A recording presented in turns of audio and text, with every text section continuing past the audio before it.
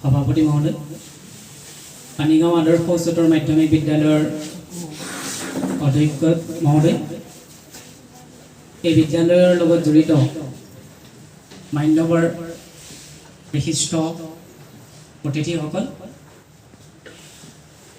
আৰু মৰমৰ ছাত্ৰ ছাত্ৰীসকল, এটা খুব জটিল দায়িত্ব ঠিক মই অনুভৱ কৰিছোঁ মানে এই মুহূৰ্তত, যিহেতু মঞ্চত যিসকল মানুহ বহি আছে সেইসকলে এদিন মোক আগলৈ ধৰি ধৰি আগবঢ়াই লৈ গৈছে।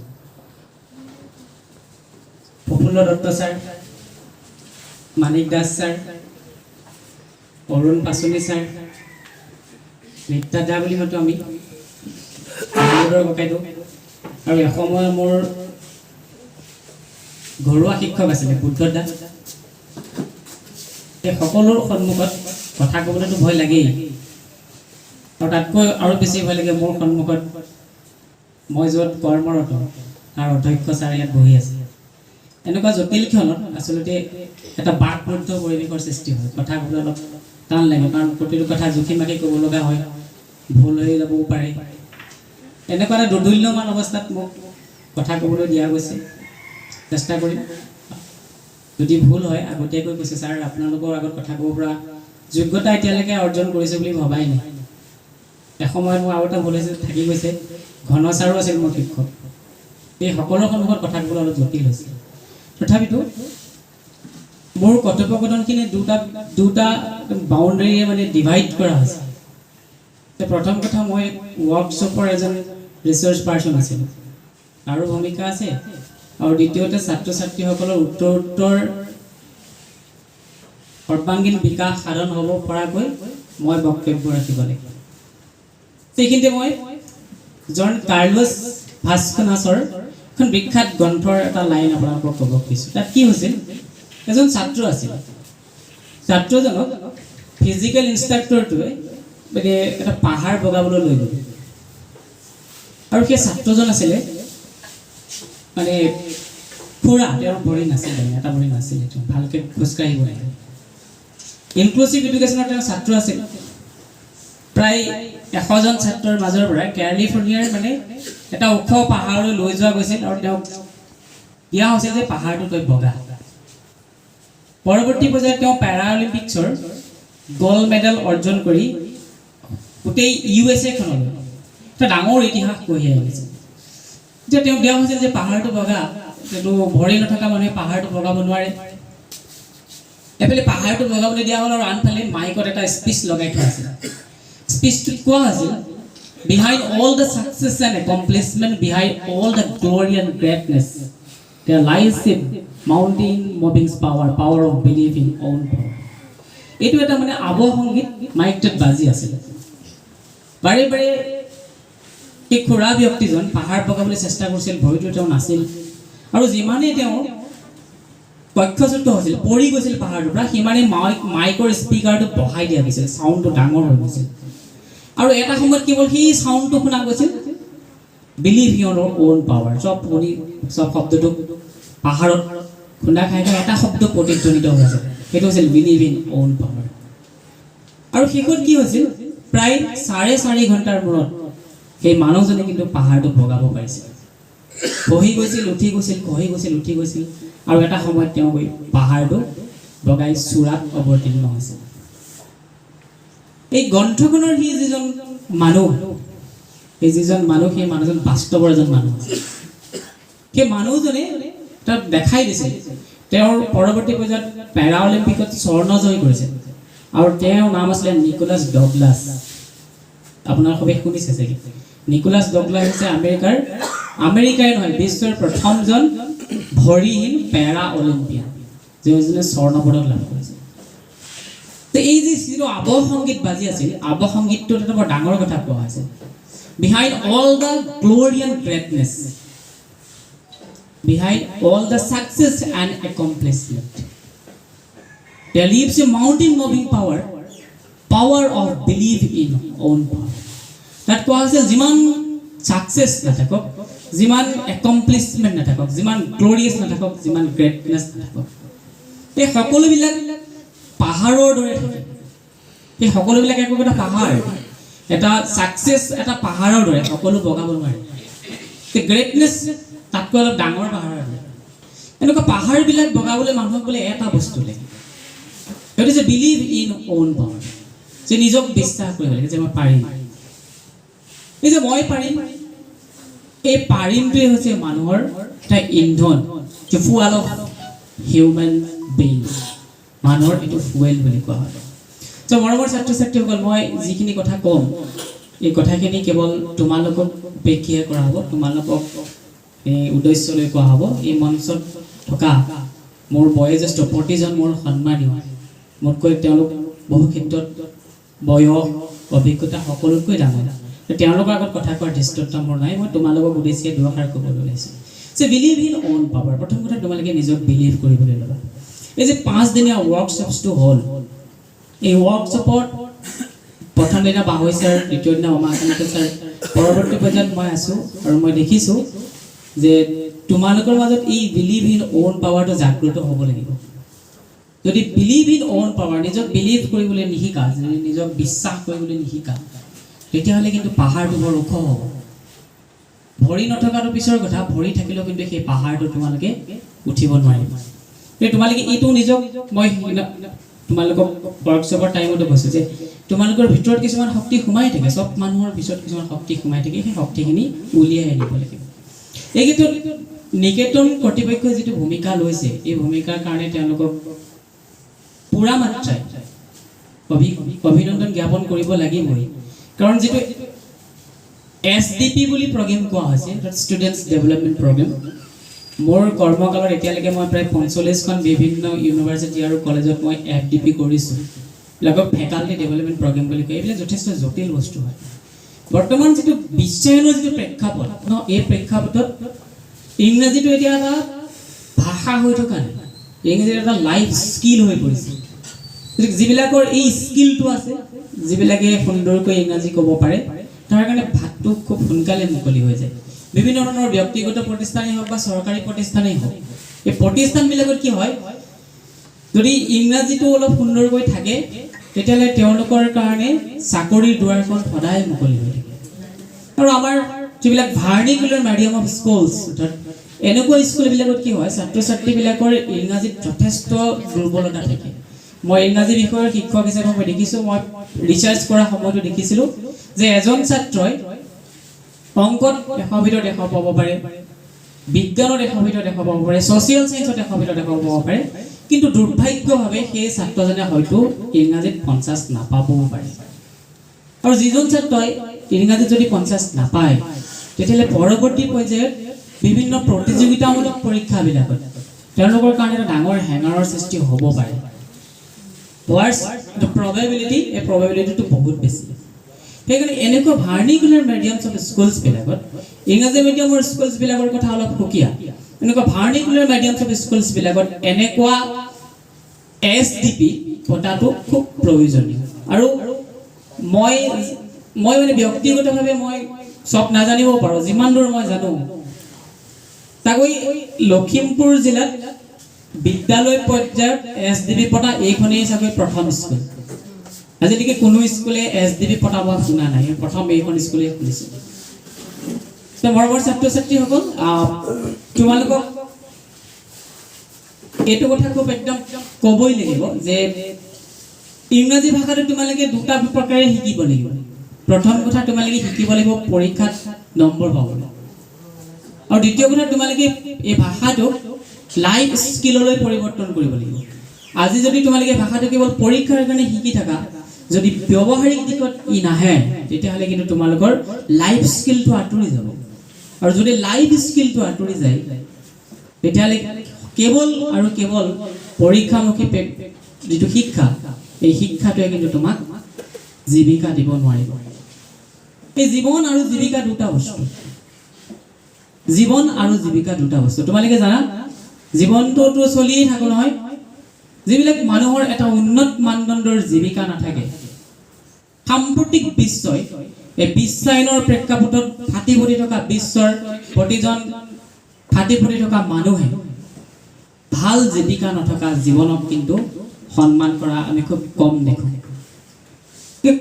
মই এইটো ক'ব খুজিছোঁ যে জীৱনটো এনেকুৱা এটা বস্তু নহয়, জীৱনটো ৰেলগাড়ীৰ নিচিনা। ৰেলগাড়ীটো চবেই দেখিছা তোমালোকে, নহয় দেখিছা নাই বাৰু? দুটা চিৰিত ৰেলগাড়ী গৈ থাকে নাথাকে? ইয়াৰ যদি এটা চিৰি ভাগি যায় নহয়, তেতিয়াহ'লে ৰেলখন কক্ষচ্যুত হয়। ৰেলখন আমাৰ সাধাৰণ ভাষাত এক্সিডেণ্টত, দুৰ্ঘটনাত পতিত হয়। এই মানুহৰ জীৱনটো তেনেকুৱা ধৰণৰ, দুটা চিৰি থাকে। আমি মানুহটো থাকোঁ, এই শৰীৰটো অৱয়ৱটো থাকে, এই অৱয়ৱটো দুটা চিৰিত গৈ থাকে। ৰেলৰ চিৰিৰ নিচিনাকৈ দুটা বস্তুত গৈ থাকে, এটা জীৱন আৰু আনটো জীৱিকা। কাৰোবাৰ জীৱনটো ঠিকেই থাকে, জীৱিকাটো সকলোৰে থাকে। মুচিৰো জীৱিকা থাকে, ৰাষ্ট্ৰপতিৰো জীৱিকা আছে, শিক্ষকৰো জীৱিকা আছে, তেনেকৈ চতুৰ্থ বৰ্গৰ মানুহজনৰো জীৱিকা আছে। জীৱিকা সকলোৰে থাকে, কিন্তু এই জীৱিকাত এক্সেলেন্সটো প্ৰয়োজন। জীৱিকাটো চবৰে থাকে, কিন্তু জীৱিকাত প্ৰয়োজন হৈছে এক্সেলেন্সটো। এইকাৰণে কোৱা হয় এক্সেলেন্সটো প্ৰয়োজন। জীৱিকাটো ভগৱানে দি পঠায়। এইটো আমাৰ সনাতন ধৰ্মৰ এটা বিশ্বাস যে জীৱ দিলে জীৱিকা দিবই। ইয়াত কোনো ধৰণৰ এক্সট্ৰা অৰ্ডিনাৰিটি নাথাকে, ইয়াত কোনো ধৰণৰ বৈপৰীত্য নাথাকে, স্বাভাৱিক প্ৰক্ৰিয়া।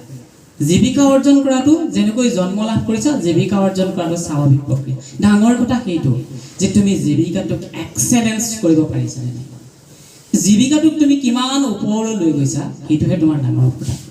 যে মই কৈছোঁ নহয়, জীৱনটো এনেকৈ চলি থাকে, এটা জীৱিকাৰ চিৰিত গৈ থাকে, এটা জীৱনৰ চিৰিত গৈ থাকে। যিবিলাকে জীৱিকাৰ চিৰিটোত এক্সেলেন্স অৰ্থাৎ পাৰ্গতালি অৰ্জন কৰিব পাৰে, তাৰ কাৰণে জীৱনটো সুন্দৰ হয়। আৰু যি জীৱিকা বিচাৰি বিচাৰি বিচাৰি বিচাৰি তছ নছকৈ আইনাৰ দৰে জীৱনটো ভাঙি চিঙি থুৰমাৰ কৰি পেলাইছে, তাৰ কাৰণে জীৱন নাথাকে। তাৰ কাৰণে কেৱল এখন চিতা ৰৈ থাকে, কেইডালমান বাঁহ ৰৈ থাকে, কেইটামান মানুহে এদিন তাক বান্ধি নি পেলাই পুৰি পেলাব, আৰু মৃত্যুৰ সেই জুই পোৱাৰ লগে লগে তাৰ আৰু জীৱন নাথাকিব। জীৱন দুটা ধৰণৰ, কিছুমান জীৱন মৃত্যুত শেষ হৈ যায়, আৰু কিছুমান জীৱন মৃত্যুত আৰম্ভ হয়। আৰু আমি আচলতে 2 নম্বৰৰ জীৱনটোৰ কাৰণে আমি চেষ্টা কৰা উচিত। মৰমৰ ছাত্ৰ ছাত্ৰীসকল, মই আগতো তোমালোকক এটা কথা কৈছোঁ, মন কৰিছা হিচাপে যে আমি পৰীক্ষাতটো নম্বৰ পাব লাগিব, এইটো স্বাভাৱিক, একদম লাগিব। নহ'লে প্ৰতিযোগিতাৰ এই পৃথিৱীখনত আমি ক'ৰবাত হেৰাই যাম। এই প্ৰতিযোগিতাৰ এই পৃথিৱীখনত হেৰাই নাযাবৰ কাৰণে আমি পৰীক্ষাত নম্বৰ পাব লাগিব, স্বাভাৱিক। কিন্তু সেই বুলি পৰীক্ষামুখী জীৱনৰ লগতে তোমালোকে জীৱনমুখী জীৱনটো তোমালোকে কৰ্ষণ কৰিব পাৰিব লাগিব। নহ'লে সময় এদিন এনেকুৱাকৈ আহিব নহয়, ধুমুহা যাক এনেকুৱাকৈ আহিব, শুই পৰিবা, পাত নাথাকিব, গছৰ ডালো নাথাকিব, আৰু লাহে লাহে বিবৰ্ণময়ী পৃথিৱীখনত তোমালোক মৃত্যুৰ উপত্যকালৈ পৰিৱৰ্তন হোৱা কোনেও মনত নাৰাখিব। আৰু এটা সৰু উদাহৰণ তোমালোকক কওঁ, শুনিবা যে তোমালোকৰ জীৱিকাৰ লগত এটা শব্দ জড়িত হৈ আছে। কি বাৰু কোৱাচোন? কেৰিয়াৰ। ইয়াতো আছে নহয়, ইয়াত নাই একচুৱেলি। কেৰিয়াৰ শব্দটো চবেই জানা নহয়? জানা নাই? কেৰিয়াৰটো জানা চবেই? কিনো কেৰিয়াৰ মানে? কেৰিয়াৰটো বাৰু তোমালোকে জানা, ধৰি ল'লো অসমীয়া তৰ্জমিত ৱৰ্ডটো অলপ টান হয়। মই উদাহৰণ এটা সাধু এটা কৈছোঁ তোমালোকক, আগতো কৈছোঁ নিশ্চয়। এখন ডাঙৰ ফাৰ্মত এজন বৰ অদক্ষ, মানে খুব অদক্ষ এজন কৰ্মচাৰী আছে। ফাৰ্মৰ মেনেজাৰজনৰ তেওঁক লৈ বিৰাট চিন্তা, সকলোৱে 100% দিয়ে, তেওঁ বৰ পুংপাং কৰে। কিন্তু ফাৰ্মৰ মেনেজাৰজনে তেওঁক এখন চাইকেল গিফ্ট দিলে। কৰ্মচাৰীজনৰ বিৰাট ভাল লাগিল, চাইকেল এখন পাই গ'ল। সাধাৰণতে পাল মৰা মানুহবিলাকৰ বস্তু পালে ভালেই লাগে। চাইকেলখন লৈ ঘৰলৈ গ'ল, তেওঁ চাইকেলখন ৰখাবলৈ চাই দেখিলে যে চাইকেলখনত ষ্টেণ্ড নাই। পিছদিনাখন আকৌ উভতি আহি বছক ক'লে যে বছ, চাইকেলখন দিলে ঠিকেই, ষ্টেণ্ডডালটো নিদিলে আপুনি, মই চাইকেলখন ৰখাব পৰা নাই নহয়। বছে ক'লে ঠিক আছে, থৈ যা, মই ঠিক কৰি দিম। পিছদিনাখন আকৌ মানুহটো আহি চাইকেলখন দি দিলে। চাইকেলখন চাই দেখিলে যে বছ, এবাৰ দেখোন আপুনি কেৰিয়াৰখন আঁতৰাই দিলে, যোৱাবাৰ ষ্টেণ্ডডাল নাছিল, এবাৰ আকৌ কেৰিয়াৰখন নাই, কি কৰিছে? বছে ক'লে যে কেৰিয়াৰ আৰু ষ্টেণ্ড একেলগে নাথাকে। বুজি পাইছানে? তোমালোক ধৰি লোৱা এখন চাইকেল, তোমালোকক এতিয়া কি লাগে বাৰু? ছাত্ৰ ছাত্ৰীসকলক এই সময়ত কেৰিয়াৰ লাগে। কি লাগে? কেৰিয়াৰ। এই সময়ত ষ্টেণ্ড নালাগে, ষ্টেণ্ড আমাক লাগে। আমাৰ বয়স হৈছে এতিয়া, হয়নে? আমাৰ এতিয়া ৰবৰ হৈছে। Many miles to go in the life. জীৱনত বহু মাইল যাবলৈ বাকী আছে তোমালোকৰ। সেইকাৰণে তোমালোকে ষ্টেণ্ডৰ কথা চিন্তা নকৰিবা, তোমালোকে কেৰিয়াৰখন কেনেকৈ লগাই লৈছা এইটো কথা চিন্তা কৰিবা কেৰিয়াৰখনত কি কৰিব পৰা যায় কেৰিয়াৰখনত কি কৰিব পাৰি কি কাৰণে কেৰিয়াৰ লাগে কেৰিয়াৰ এই কাৰণে লাগে কেৰিয়াৰখনত আমি ধেই বস্তু কঢ়িয়াই লৈ যাব হয়নে নহয় ঠিক জীৱনত কেৰিয়াৰ সেই কাৰণে লাগে আমাৰ যিবোৰ সপোন এই যে আঙুৰৰ নিচিনাকৈ থোপা আমাৰ চকুৰ দুয়োপাৰে সপোন কিছুমান ওলমি আছে নহয় আমাৰ চকুৰ দুয়োপাৰে সপোনৰ এখন বিশাল বৰ্ষাৰণ্য আছে এই সপোনৰ আঙুৰবোৰ কঢ়িয়াবৰ কাৰণে আমাক এখন কেৰিয়াৰ লাগে যদি কেৰিয়াৰ নাথাকে আঙুৰবোৰ ঘৰ নাপায় বাটত ক'ৰবাত পৰি এটা ৰিক্ত হাত তোমাৰ ঘৰলৈ যাব সেইকাৰণে যদি কেৰিয়াৰ থাকে তেতিয়াহ'লে তুমি তাত ধুনীয়াকৈ ভৰাই আঙুৰখিনি ঘৰলৈ লৈ যাব পাৰিবা আৰু আঙুৰখিনি খাবও পাৰিবা আমি ইয়াত থকা প্ৰায়কেইজনে আঙুৰ খাইছোঁ অথবা খাবলৈ এতিয়া চেষ্টা কৰিছোঁ এটা সময় আছিল আমি দৌৰি ফুৰিছোঁ বুজি পাইছানে জীৱনটোত দুটা দৌৰ তোমালোকে দৌৰিব লাগে প্ৰতিজন মানুহে মই আকৌ কৈছোঁ কথাখিনি কেৱল ছাত্ৰ ছাত্ৰীৰ উপলক্ষেহে দেই দৌৰ মাৰি পাইছা নহয় দৌৰিছা নে দৌৰিছা হয়নে বাৰ্নাৰ্ড শ্ব'ৰ নামৰ এজন বিখ্যাত ইংৰাজ সাহিত্যিকে কৈছিল জীৱনত বোলে দুটা দৌৰ থাকে a life has two race জীৱনত দুটা দৌৰ থাকে কিছুমানে আগত দৌৰে এইটো কোৱা হয় প্ৰি ৰেচ আৰু কিছুমানে পাছলৈ দৌৰে সেইটো কোৱা হয় পষ্ট ৰেচ যিবিলাকে প্ৰি ৰেচত চেষ্টা কৰিছে অথবা খিতাপ দখল কৰিছে তাৰ লাইফ জয়ময় বিন্দাস লাইফ টাইম আৰু যিবিলাকে জীৱনৰ এই যে প্ৰি ষ্টেজ অৰ্থাৎ প্ৰি ৰেচত কাপোৰ কানি লৈ শুইছে হোৱাটছএপ চাইছে চিনেমা চাইছে বন্ধুৰ লগত আড্ডা মাৰিছে পৰৱৰ্তী পৰ্যায়ে জীৱনটো ৰৈ আছে সি এনেকুৱাকৈ দৌৰিব লাগিব কি উভতি চাবলৈ সময়টো নাপায় কেতিয়াবা মুক্ত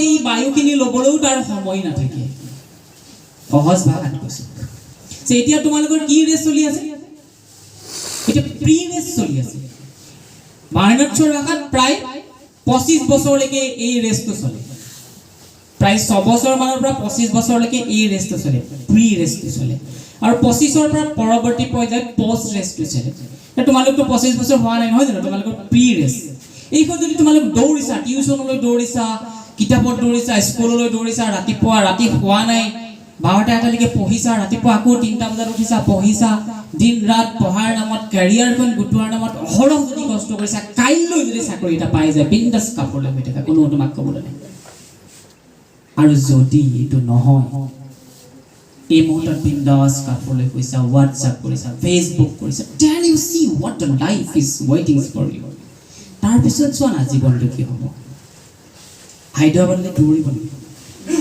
বন্ধন গোটৰ পৰা পইচা কেইটামান লৈ হায়দৰাবাদলৈ দৌৰিব লাগিব হায়দৰাবাদ যেতিয়া দৌৰিবা আৰু চাবলৈ সময় নাথাকিব লাহে লাহে সংসাৰ বাঢ়িব 1ৰ পৰা 2 2ৰ পৰা 3 এটা বৃহৎ আমবেলা ফেমিলি আমবেলা সৃষ্টি হ'ব উশাহ ল'বলৈ ভয় লাগিব কাৰণ তোমাৰ উশাহবিলাকত তেতিয়া উশাহ নাযায় উশাহবিলাকত তোমাৰ দুচিন্তাবিলাক সোমাব টিউচনৰ ফিজ দিব লাগে ঘৰৰ ভাড়া দিব লাগে তেল ভৰাব লাগে চাউল কিনিব লাগে পাচলি কিনিব লাগে কাপোৰ কিনিব লাগে কেঁচাম এই দুৰ্গন্ধবিলাক পেটৰ ভিতৰলৈ সোমাই যাব মৰমৰ ছাত্ৰ ছাত্ৰীসকল জীৱন ইমান দুৰ্বিষহ কিন্তু সজাব পাৰিলে জীৱনটো আটাইতকৈ এটা অনুপম বস্তু খুব ধুনীয়া বস্তু জীৱনটো সজাব পাৰে যে তোমালোকে এই যে দুটা সাধু তোমালোকক ক'লো যেটো সময় বহুত কম নহয় বৰ বেছি সময় মই কৈ থাকিলে নাযাব সময়টো নচলিব এই তোমালোকক দুটা কথাহে কৈছোঁ ইমানখিনি কথা কোৱাৰ পিছত মই দুটা কথা আপোনালোকক কৈছোঁ যে তোমালোক এখন চাইকেল এই চাইকেলখনত তোমালোকে ঠিক কৰি লোৱা যে কেৰিয়াৰ লগাবা নেক্সট ষ্টেণ্ড লগাবা যদি কেৰিয়াৰ লগোৱা আঙুৰ ঘৰ নাপায়গৈ ষ্টেণ্ড লগোৱা আঙুৰ ঘৰ নাপায়গৈ চাইকেল য'তে আছে ত'তে ৰৈ থাকিব আৰু যদি কেৰিয়াৰ লগোৱা চকুৰ দুয়োপাৰে থকা সপোনৰ বৰ্ষাৰণ্যৰ এই যে থোপাথোপ আঙুৰবোৰ গৈ ঘৰ পাবগৈ বিন্দাস খাব দ্বিতীয় কথা যে দুটা দৌৰ ঠিক কৰি লোৱা কোনটো দৌৰ দৌৰিবা যদি আগৰ দৌৰটো দৌৰা লাইফ ইজ বিন্দাস যদি পিছৰ দৌৰটো দৌৰা লাইফ ইজ বিন্দাস it is up to you এইটো নিজৰ ওপৰত কথা তোমালোকে বিল গেটছৰ নাম শুনিছানে বিল গেটছৰ নাম শুনা নাই পৃথিৱীৰ এজন বিৰাট ধনী মানুহ আছিলে বিল গেটছে কৈছে যে দুখীয়া হৈ জন্ম হোৱাটো পাপ নহয় কিন্তু দৰিদ্ৰ হৈ মৰাটো মহাপাপ কাৰণ মানুহে দৰিদ্ৰতা ইচ্ছা কৰিলে উপক্ৰম কৰিব পাৰে এই দৰিদ্ৰতা কিন্তু কেৱল অৰ্থৰ দৰিদ্ৰতা কোৱা নাই এই জ্ঞানৰ দৈন্যতাও ই হ'ব পাৰে তোমালোকে এই দুটা কথা মনত ৰাখিবা মই ৱৰ্কশ্বপৰ সময়ত যথেষ্ট অভিজ্ঞতা লাভ কৰিছোঁ তোমালোকৰ মাজত যথেষ্ট প্ৰতিভা মই দেখিছোঁ তোমালোকৰ আচাৰ্যসকলৰ যথেষ্ট অনুপ্ৰেৰণা আছে তোমালোক এদিন ভাল হ'বা আৰু মই আশ্বস্ত হ'ব পাৰোঁ তোমালোক চাগৈ পোষ্ট ৰেষ্ট নদৌৰা হয়নে পোষ্ট ৰেষ্ট তোমালোকে নদৌৰা এটা কথা খুব মই সাধাৰণতে এই নিকেতনখনৰ লগত আজি কিছু বছৰৰ পৰাহে ওতঃপ্ৰোত হৈ জড়িত নিকেতনৰ লগত মোৰ খুব সম্পৰ্ক কম মই বৰকৈ নিকেতনলৈ গৈ পোৱাই নাই এইখন নিকেতনলৈকে প্ৰায় হওক কেতিয়াবা পানীগাঁও নিকেতনলৈ যাওঁ মাজে মাজে কেতিয়াবা দুবাৰমান মই টাউন নিকেতনলৈ গৈছিলোঁ ইয়াত এটা পৰিৱেশ আছে এটা মানে সাত্বিক এটা পৰিৱেশ আছে ইয়াত যে গাই যে এইটো বন্দনাটো নহয় যে ছোৱালীকেইজনী যে গাই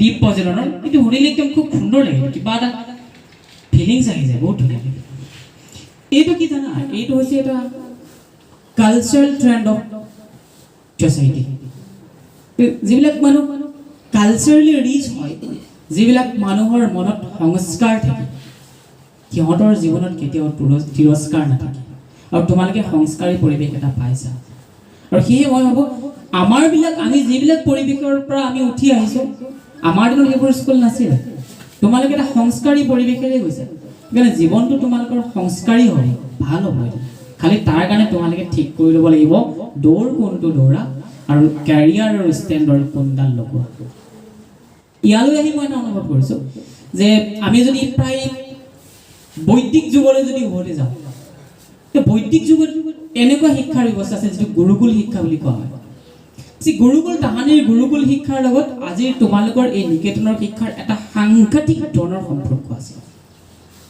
ইয়াত গুৰুকুলৰ শিক্ষাৰ কথাটো মই এইকাৰণেই ক'বলৈ আহিছোঁ যে গুৰুকুল শিক্ষাৰ যিটো মেনেজমেণ্ট ছিষ্টেম চেম মেনেজমেণ্ট ছিষ্টেম এই শিশু নিকেতনৰ নিচিনা বাকীবিলাক প্ৰাইভেট স্কুলৰ কথা মই কোৱা নাই দেই শিশু নিকেতনৰ যিটো মেনেজমেণ্ট ছিষ্টেমটো একেই গুৰুকুলৰ লগত একেই তাহানি গুৰুকুল শিক্ষাৰ মূল লক্ষ্য আছিলে আত্মাৰ সংস্কাৰ তাহানি গুৰুকুল শিক্ষাৰ মূল লক্ষ্য কিন্তু মাৰ্কশ্বিট নাছিল আৰু তাহানিৰ গুৰুকুল শিক্ষাৰ মূল উদ্দেশ্য কিন্তু চাকৰি নাছিল জব অৰিয়েণ্টেড এডুকেশ্যন নাছিল এই যিটো গুৰুকুল শিক্ষাৰ যিটো ট্ৰেণ্ড সেই ট্ৰেণ্ডটোক মডাৰ্ণাইজেশ্যন কৰি এই শংকৰদেৱ শিশু নিকেতনৰ নিচিনা স্কুলবিলাক বনোৱা হৈছে ইয়ালৈ আহি মই অনুভৱ কৰিছোঁ মই ইয়াত প্ৰেক্টিকেলি মই ফিল কৰিছোঁ তাহানি গুৰুকুল শিক্ষাবিলাকত কি হৈছিলে যে কিছুমান ঋষি কিছুমান মুনিয়ে এটা টুল কৰিছিল তেওঁলোকৰ এখন আশ্ৰম আছে আৰু তালৈ ছাত্ৰসকল গৈছিল তাত শিকাইছিল মেনেজমেণ্টটো এনেকুৱা ধৰণৰ আছিল তাত যিবিলাক শিষ্য গৈছিল শিষ্যসকলে তেওঁলোকক কৰ কাটল দিব লগা হৈছিল আৰু শিষ্যসকলৰ অভিভাৱকসকলে যিমানখিনি পাৰে সেই টুলখনৰ উন্নতিৰ কাৰণে তেওঁলোকে সহায় সহযোগ কৰিছিল এই যিটো কোৱা হয় এইটো বৰ্তমান ট্ৰেণ্ডত কমাৰ্চিয়েল ট্ৰেণ্ডত এইটো NPO বুলি কয় নন প্ৰফিট অৰ্গেনাইজেশ্যন এই স্কুলবিলাক নিকেতনৰ নিচিনা স্কুলবিলাক একো একোটা নন প্ৰফিট অৰ্গেনাইজেশ্যন যে আমি যিবিলাকত চাকৰি কৰি আছোঁ সেইবিলাক প্ৰফিট অৰ্গেনাইজেশ্যন আমাৰ চেলাৰী আছে মাহে আমাৰ নিচিনা মানুহবিলাকে 80,000 লাখ লাখ টকা আমি দৰমহা পাওঁ আৰু যদি দৰমহা নাথাকে আমি আন্দোলন কৰোঁ সেই ট্ৰেণ্ড আছে কাৰণ আমি প্ৰফিট অৰ্গেনাইজেশ্যন কিন্তু এই স্কুলবিলাক হৈছে নন প্ৰফিট অৰ্গেনাইজেশ্যন ইয়াত প্ৰফিটৰ কথাটো পিছত ইয়াত প্ৰথম কথা সেৱা যে তোমালোকক এটা কালচাৰ হিউমেন বিং এটা কালচাৰ ছ'চাইটি কালচাৰ জেনেৰেশ্যন এটা ক্ৰিয়েট কৰাত এই স্কুলবিলাকে এটা ইন্ধনৰ ভূমিকা পালন কৰি আছে এনেকুৱা স্কুলবিলাকৰ ক্ষেত্ৰত যথেষ্ট সমস্যা থাকে মই এতিয়া শুনিছোঁ যিটো মই একেবাৰে দাঁতিকাষৰীয়া অঞ্চলৰে ল'ৰা মই একেবাৰে ইয়াৰ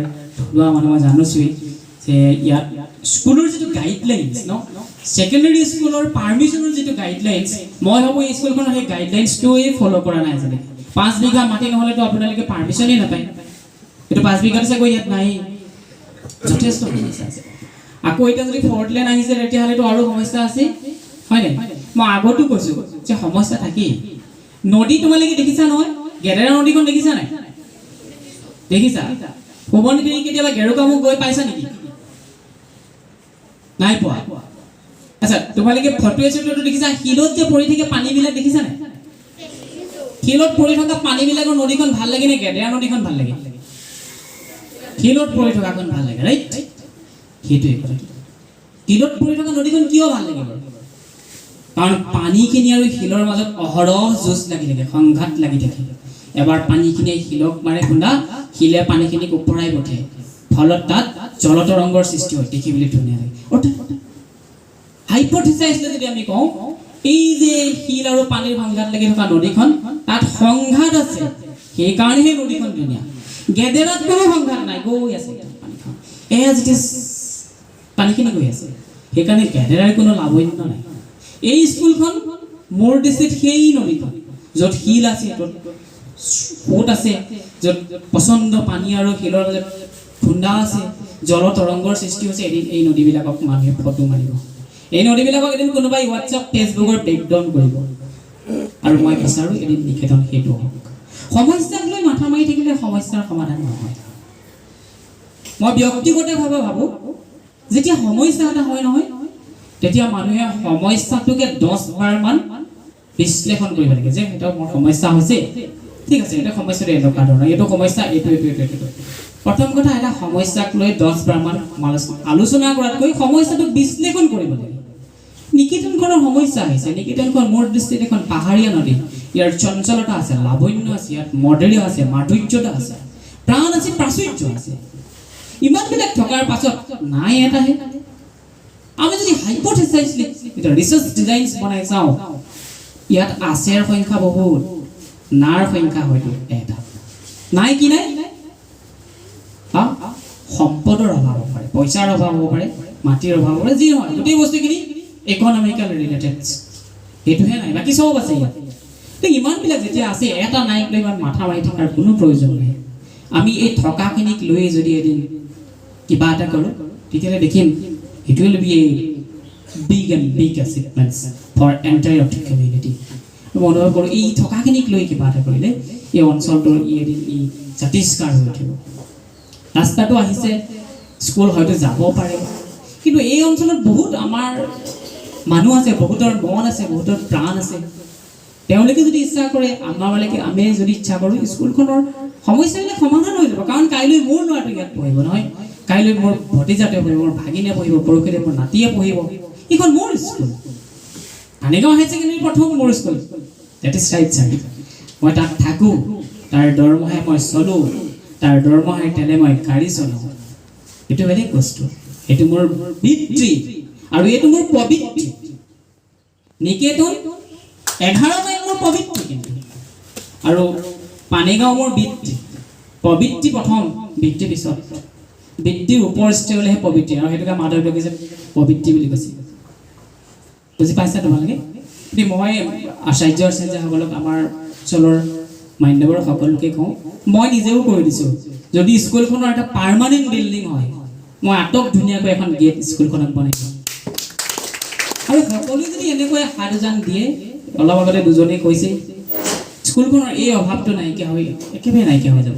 আপোনালোকে পাৰ্থিৱ সমস্যাবিলাকক আওকাণ কৰি অপাৰ্থিৱ এই গুণগত সৃজনীশীল কোৱালিটেটিভ যিটো এছপেক্ট, সেইটোত গুৰুত্ব দিয়ক।